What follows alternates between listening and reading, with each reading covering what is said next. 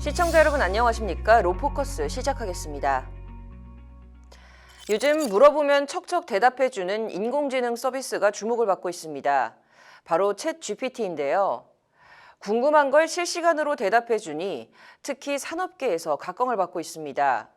하지만 한편으론 위험 요소가 될 수 있다는 우려도 나옵니다. 주요 정보 노출이나 저작권 문제를 해결할 대책도 있어야 하는데 아직 관련 법안도 없는 실정입니다. 편리한 만큼 위험한 인공지능, 어떤 방향으로 개발해야 할까요? 자세한 내용 석대성 기자가 전해드립니다. 저 3년 정도 됐습니다. 3년 정도 되시고 혹시 직종은 어떤 직종이세요? 법률 쪽이요. 법률 쪽이요? 네. 아, 이런 거 혹시 들어보신 적 있으신가요? 아니요, 잘 모르겠어요. 시스템이 나왔는데 이런 거에 대해서 좀 어떻게 생각하세요? 좋은 것 같아요. 네, 뭐 요즘 많이 화두가 돼서 뭐 신문이나 뉴스로 단어 정도는 인식하고 있습니다. 아직 이제 실생활에 적용이 되거나 이런 거는 피부로 와닿진 않는 것 같고요. 그런데 이제 그런 패러다임 시프트가 이제 단번에 오는 거니까 짧은 시간 내에 그런 것들이 학교나 이제 회사에 적용될 거라고 생각하고 있습니다. 챗 GPT, 빅데이터 기반으로 원하는 정보나 질문을 빠르게 답해주고 복잡한 계산은 대신 풀어주는 새로운 인공지능 기술입니다. 국내 챗 GPT 이용자는 추산 220만 명. 아직 사회 전반에 알려지진 않았지만 IT 업계, 특히 개발자 사이에선 인기를 끌고 있습니다. 프로그래밍 교육업체 멋쟁이 사자처럼 챗 GPT를 업무에 이용하면서 활용법을 교육하고 있습니다. 지금은 사실은 챗 GPT가 완전하다고 보기엔 좀 어려울 것 같아요. 근데 이 인공지능 모델이 계속해서 고도화되면서 사람들이 업무를 하는 데 있어서 삶을 사는 데 있어서 굉장히 활용을 되게 많이 할 거라고 생각을 하는데, 저희들은 이제 이 인공지능 모델을 어떻게 하면 잘 활용할 수 있을지, 어떻게 하면 이 인공지능이 내 삶을 조금 더 윤택하게 만들 수 있을지에 대한 고민을 사실 이 교육에 좀 풀어내려고 하고 있습니다. 외국 기업과 거래 때 영문 전자우편을 작성하거나 수강생 실습 결과물 검토에 사용하기도 합니다. 비즈니스 영어로 이메일을 작성하는 부분들은 굉장히 놀랍도록 정확하다라고 보고 있기는 하고요. 학생들이 실제로 코딩을 배운 다음에 이걸 실습하는 과정에서 내가 작성한 코드가 맞는지 아닌지를 판단할 수 있는 형태로도 많이 활용을 하고 있습니다. 디지털 시대 생존 대책, 대기업은 각오가 비장합니다. 포스코는 최근 강민구 부장판사 초빙 강연을 열기도 했습니다. 미래는 AI에 의해서 인간이 대체되는 것이 아니라 AI를 잘 쓰는 인간에 의해서 그거를 못 쓰는 인간이 대체되는 거예요. 음성 인식으로 말을 할 수 있느냐 없느냐 하는 거는 아날로그 구술 연습을 어느 정도 평소에 하냐 안 하냐에 달려가 있지 기술에 달려가 있는 게 아니라는 것을 오늘 포스코의 이번 행사 취지는 임직원의 디지털 마인드 혁신. 포스코는 새로운 시대를 대비해 나아갈 수 있는 자세를 정립하고자 일상생활 디지털 스킬 전문가인 강 부장판사를 강연에 초청했다고 설명했습니다. 입법, 사법, 행정, 삼권도 인공지능 시대에 대응 중입니다. 정부는 초거대 AI 경쟁력 강화를 위해 올해 3,900억 원을 투입하겠다고 발표했고, 대법원은 스마트 법원 4.0 사업을 내년 적용 목표로 추진 중입니다. 대형 로펌에선 이미 챗 GPT를 쓰고 있는데 법률 상담 서비스에도 도입할 예정입니다.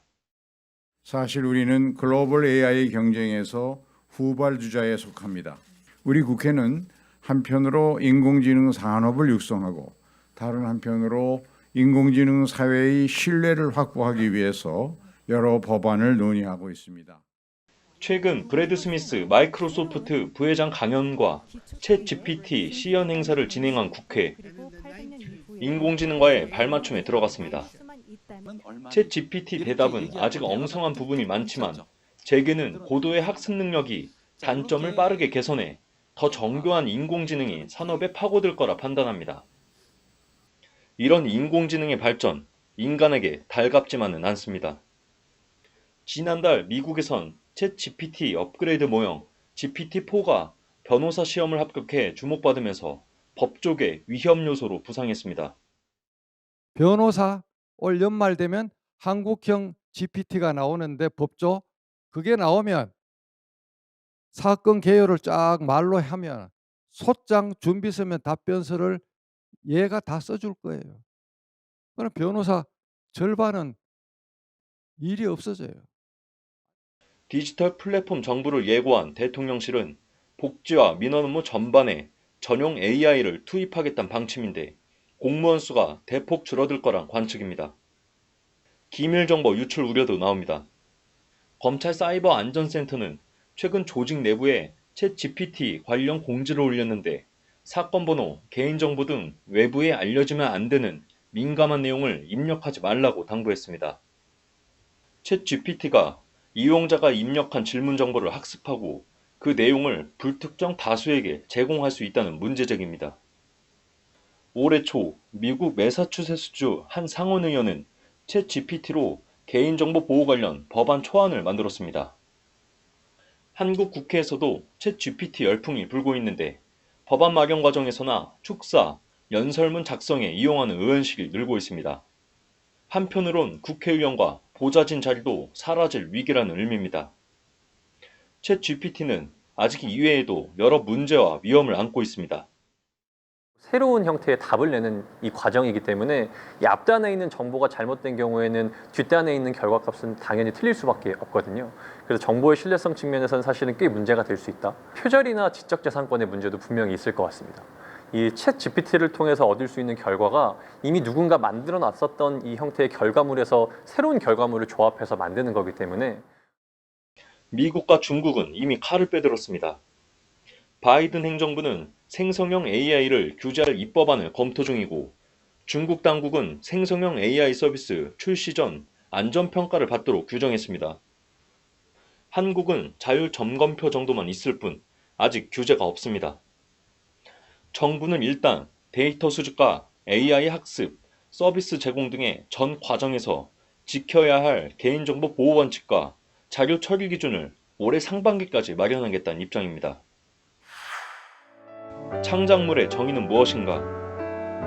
인공지능의 멋진 거짓말이 삶의 편의를 줄지, 문명 통제력을 상실시키고 인간 사회를 선도하는 괴물이 될지 관심이 쏠립니다. 법률방송 석대성입니다.